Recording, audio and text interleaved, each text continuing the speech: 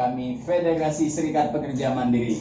Nah, dalam diskusi kali ini kami ingin membahas tentang PKWT atau Perjanjian Kerja Waktu Tertentu, atau yang sering lebih dikenal itu sebagai kerja kontrak. Nah, akhir-akhir ini bahwa hak pekerja kontrak ini menjadi hal yang biasa dalam dunia kerja. Namun secara tidak sadar itu akan menjadi ancaman buat para pekerja dan keluarganya.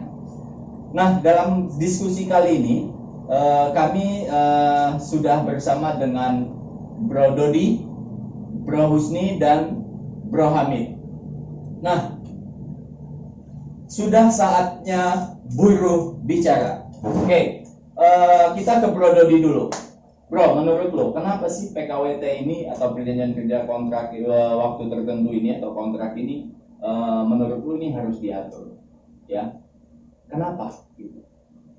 Oke. PKWT itu kan perjanjian kerja waktu tertentu. Pada prinsipnya itu diperbolehkan sah-sah saja, hanya untuk jenis-jenis pekerjaan tertentu yang memang sudah diatur. Kenapa perlu diatur? Kalau pertanyaan kenapa perlu diatur, ya memang harus diatur. Karena kalau tidak ada batasan, tidak ada aturan, itu akan menyebabkan semua pekerja nantinya akan menjadi pekerja kontrak yang seumur hidupnya kerjanya juga akan menjadi selalu dikontrak secara terus-menerus. Hal ini bisa menyebabkan resiko bagi pekerja tersebut, di mana akan menimbulkan pemutusan hubungan kerja, akan menimbulkan pemutusan hubungan kerja yang tanpa dia sadari mungkin itu bisa merugikan si pekerja itu sendiri, gitu kan, tanpa adanya kompensasi misal seperti itu. Selebihnya selain itu mungkin karena kalau memang tidak ada batasan, pekerja kontrak itu sendiri nantinya akan dirugikan ketika usianya sudah memasuki usia yang lanjut, gitu kan. Mungkin bisa jadi dia tidak lagi dikontrak, yang nanti dampaknya itu menjadi dampak sosial. Itu bisa berpengaruh pada permasalahan ekonomi di keluarga, ya kan, munculnya pengangguran yang menyebabkan grafik kemiskinan akan menjadi meningkat. Nah, oleh karena itu sebaiknya memang pekerja kontrak itu harus ada batasannya. Dan saat ini memang Undang-Undang 13 itu mengatur. Mempengaruhi pendidikan anak juga dong? Pastinya, itu sangat pasti. Karena kan pendidikan anak berkaitan dengan keuangan. Nah, ketika si pekerja kontrak itu sendiri selalu dikontrak, yang tadi saya bilang bahwa 1 tahun diputus, terus diperpanjang kontraknya lagi, diperpanjang lagi kontraknya, akhirnya masa depannya menjadi tidak terjamin, ya kan? Karena masa depannya tidak terjamin, sehingga nilai tawar si pekerja itu sendiri menjadi rendah, posisinya menjadi lemah, dan pengusaha bisa sewenang-wenang di sana. Dalam hal ini mungkin manajemen nanti bisa menerapkan sistem bahwa lo bisa bekerja lebih dari 8 jam, dan si pekerja itu pasti akan menurut saja karena nilai tawar mereka menjadi lemah. Ketika nilai tawar menjadi lemah, maka job security atau jaminan keberlangsungan bekerja itu jadi hilang, gitu kan. Padahal yang dibutuhkan oleh seorang pekerja adalah job security, jaminan keberlangsungan dalam bekerja. Ya. Karena kalau tidak ada itu, ya masa depan dia akan suram. Seperti itu. Artinya kepastian kerja berkelanjutan gitu ya, job security-nya yang kita. Nah, kita ke Bro Hamid. Bro, menurut lu sebetulnya boleh nggak sih pengusaha atau perusahaan memberlakukan sistem kontrak? Secara aturan boleh nggak sih? Ya, sebelumnya memang saya harus sampaikan dulu ke semua pimpinan pekerja gitu ya. Kadang dalam konstruksi hukum di negara kita itu sebenarnya tidak pernah dikenal namanya pekerja kontrak, dan tidak pernah dikenal juga namanya pekerja tetap. Tapi yang ada itu perjanjian kerja untuk waktu tertentu, itu yang biasa kita sebut PKWT, yang biasa kita sebut pekerja kontrak, dan yang ada perjanjian kerja untuk waktu tidak tertentu, yang itu biasa kita sebut pekerja tetap. Nah, untuk PKWT yang biasa kita sebut pekerja kontrak itu sebenarnya sudah diatur di Undang-Undang 13 tahun 2003 tentang ketenaga kerjaan pasal 59 dia sangat detail mengaturnya itu. Pada prinsipnya sesuai pasal 59 ayat 1 itu boleh perusahaan melakukan perjanjian kerja untuk waktu tertentu kepada pekerjanya, boleh sebenarnya. Tapi dia terbatas, gitu ya. Dia sangat terbatas dan dia syaratnya juga sangat ketat sebenarnya. Gitu. Pekerjaan apa saja sih yang boleh dilakukan PKWT atau itu? Yang pertama, pekerjaan yang sekali selesai atau sementara sifatnya. Oke, ya. Yang kedua atau B, tadi A sekarang B, pekerjaan yang diperkirakan penyelesaiannya dalam waktu yang tidak terlalu lama, paling lama 3 tahun. Paling lama 3 tahun. Paling lama 3 tahun. Oke. Yang C, pekerjaan yang bersifat musiman, dan D, pekerjaan yang berhubungan dengan produk baru, kegiatan baru atau produk tambahan yang masih dalam percobaan atau penjajakan. Nah, buat para pekerja, bagaimana kalau ingin tahu ini pekerjaan saya ini boleh nggak sih dilakukan PKWT, itu gampang sebenarnya. Teman-teman di perusahaan itu bekerja sebagai apa, tinggal di cross check saja ke ABC tadi. Oke. Gitu ya. Misalkan teman-teman sebagai apa nih kalau di hotel, misalkan sebagai waiter, misalkan gitu ya, di satu restoran. Tinggal di cross check aja, boleh nggak sih waiter dibuat PKWT atau perjanjian kontrak atau perjanjian kerja tertentu. Di cross check saja ke pasal 59 ayat 1 ke poin A misalkan. Kayak gini, apakah waiter pekerjaan yang sekali selesai atau sementara sifatnya? Itu dijawab. Apakah waiter pekerjaan yang diperkirakan penyelesaian dalam waktu itu tidak terlalu lama, paling lama 3 tahun? Itu dijawab. 7 tahun, 10 tahun. Apakah waiter pekerjaan yang bersifat musiman? Enggak. Apakah waiter pekerjaan yang berhubungan dengan produk baru, kegiatan baru atau produk tambahan yang masih dalam percobaan atau penjajakan? Enggak juga.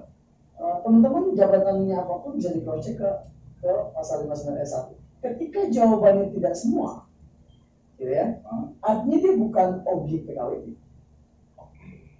Ketika jawaban tadi, sekali kita cross check A, B, C, D itu jawabannya tidak semua, harusnya itu bukan objek perjanjian kerja waktu tertentu, tapi dia harusnya menjadi objek perjanjian kerja untuk waktu tidak tertentu. Artinya itu perjanjian bersifat tetap dan status pekerjaannya harusnya juga, gitu ya. Nah, itu di ayat 1. Dia duanya juga dipertegas sebenarnya. Perjanjian kerja untuk waktu tertentu hanya dapat diadakan untuk pekerjaan yang perjanjian kerja untuk waktu tertentu tidak dapat diadakan untuk pekerjaan yang bersifat tetap.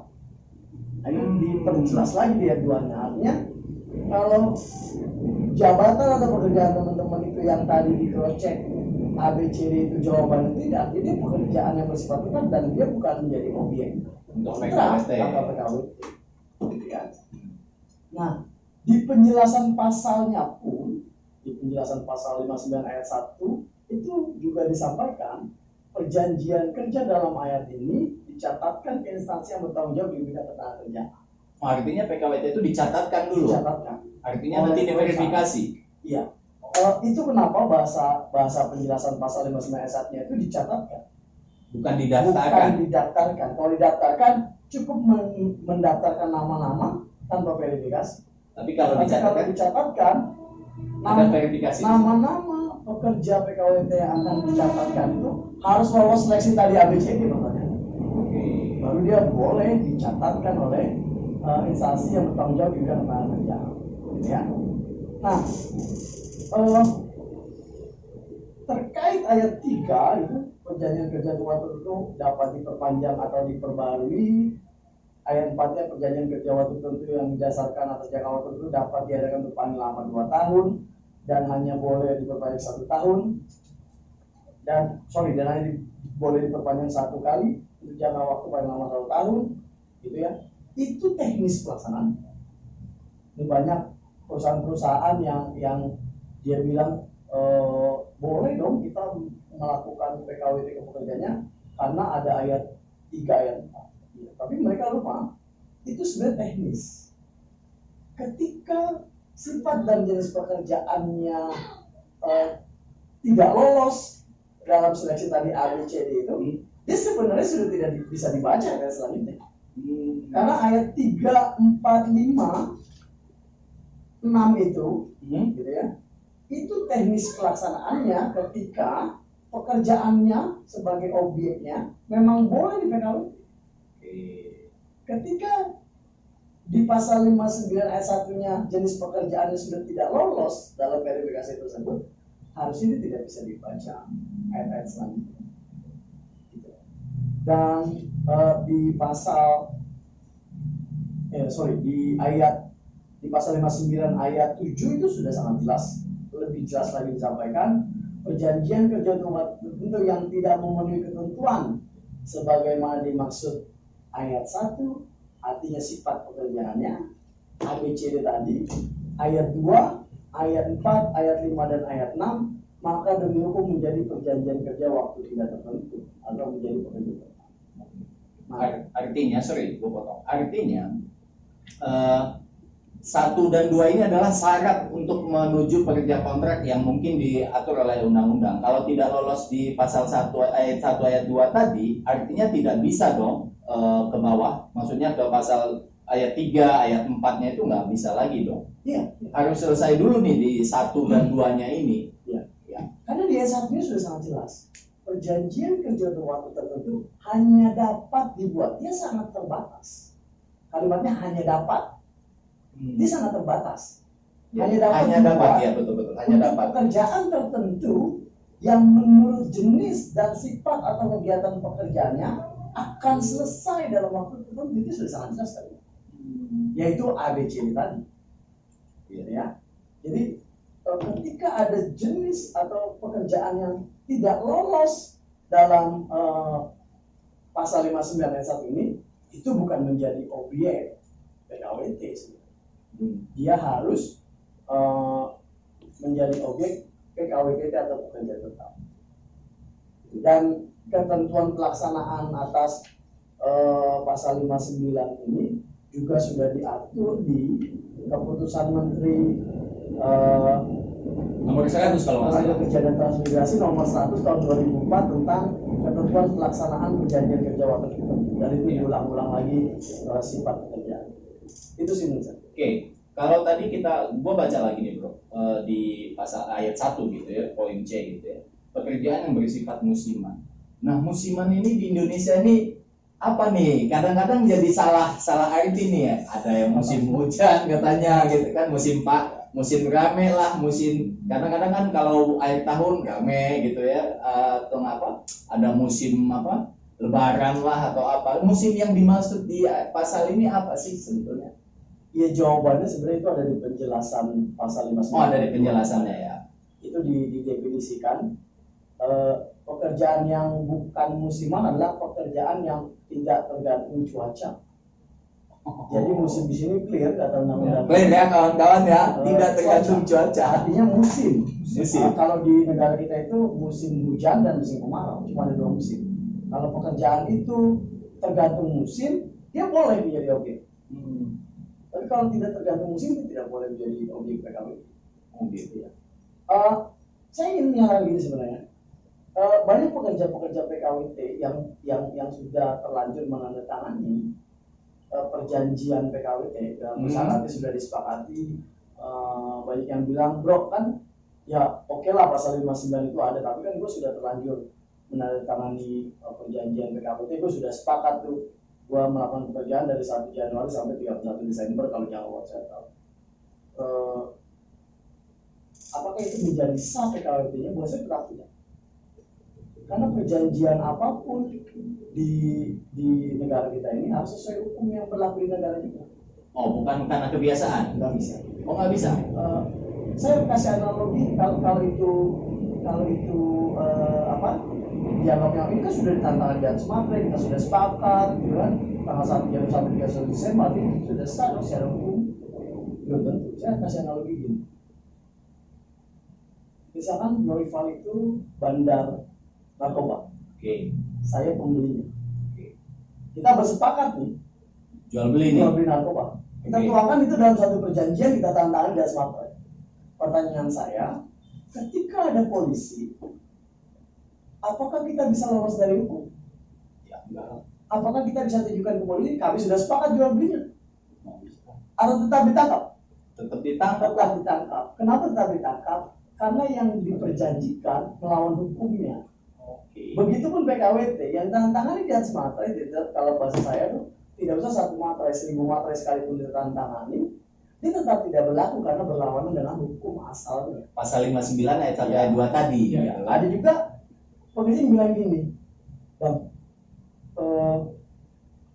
kalau PKWT nggak boleh, kenapa semua perusahaan melaksanakan itu? Nah itu bro, karena ada juga nih perusahaan-perusahaan, wah tempat sono kontrak, sini kontrak, semuanya kontrak, bisa kok gitu kan. Nah itu gimana tuh bro? Ya.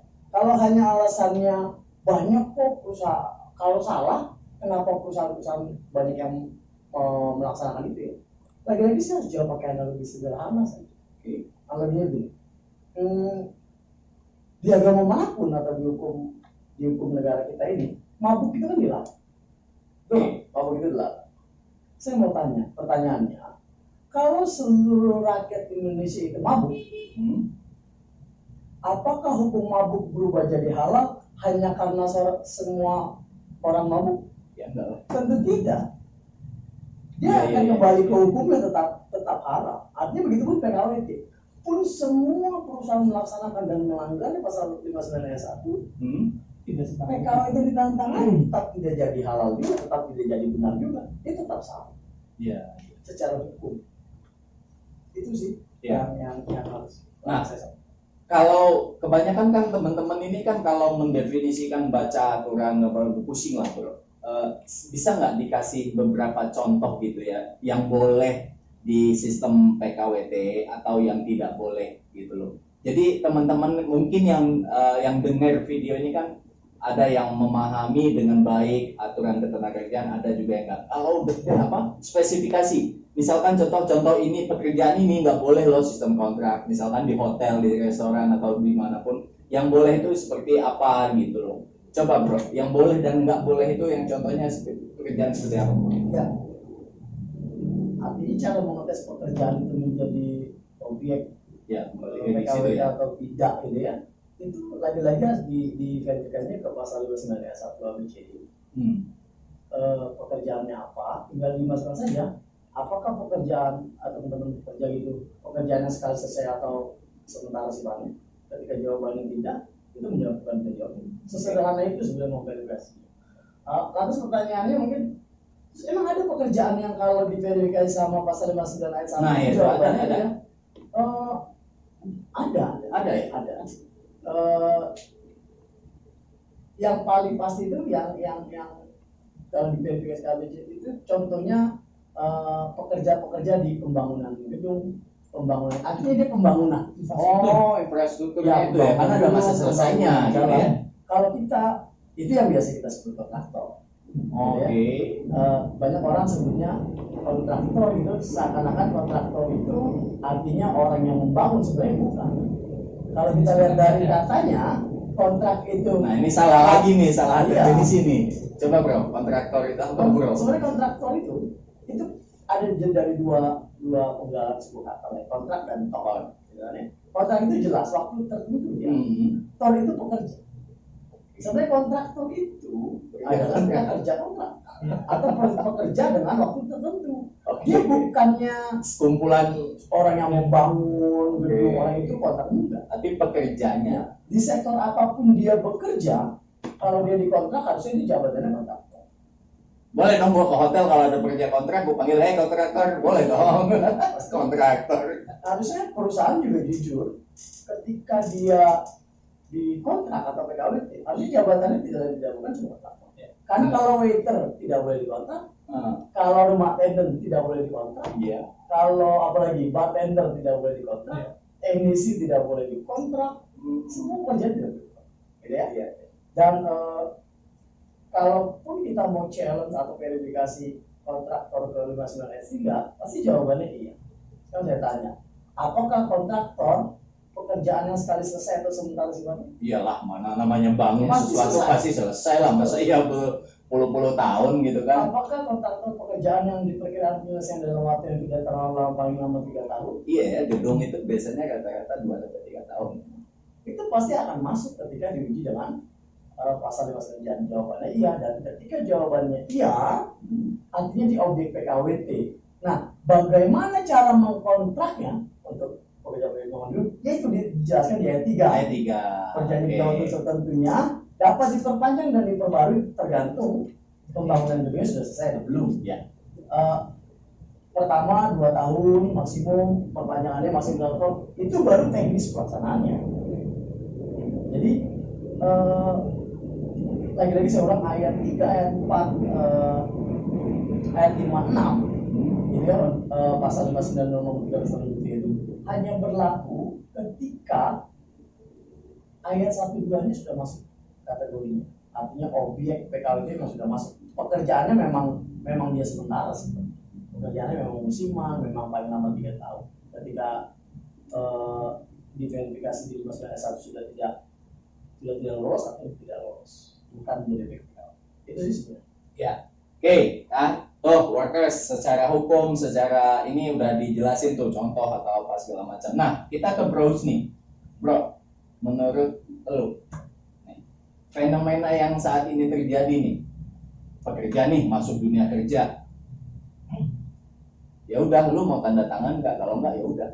Sebenarnya apa sih yang dirasakan oleh para pekerja-pekerja yang saat melamar kerja dan mengiyakan tanda tangan kerja kontrak itu, sebetulnya apa sih yang mereka ini? Coba bro. Rata-rata kondisi kayak gitu biasa terjadi karena ketidaktahuan pekerjaannya. Kebanyakan ini kan para pekerja lulusan baru, fresh graduate, ya, dan juga pekerja yang memang sudah biasa dikontrak dan dianggap itu sesuatu yang normal. Padahal gadgetnya ada di handphone mereka, smartphone itu bisa di-download, bisa semua. dicari Bisa ya, cari, bisa di-googling lah ya. Iya, jadi sekarang bukan alasan lagi mereka nggak tahu. Sebenarnya mayoritas kejadian seperti itu sih, pemahaman yang minim dari teman-teman terkait kontrak. Tapi untuk mengenai detailnya tadi udah jelas kan, Rodi sama Bang jelas seperti itu sih. Oke, ada juga nggak bro nih kesannya gini, lu mau nggak seolah-olah pekerja yang butuh pekerjaan, padahal sebetulnya kalau kita lihat kan perusahaan dan pekerja ini saling membutuhkan, iya kan? Ya. Terkadang kita dunia pekerja ini sendiri di pojokan, ya udah lo kalau memang nggak mau ya udah, masih banyak pekerja yang lain. Nah itu yang kadang-kadang yang membuat si pekerja sehingga menandatangani itu gitu.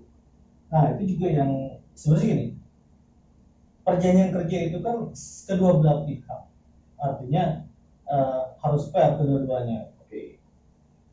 Pekerjaan yang diperjanjikan harus sesuai dengan aturan yang berlaku.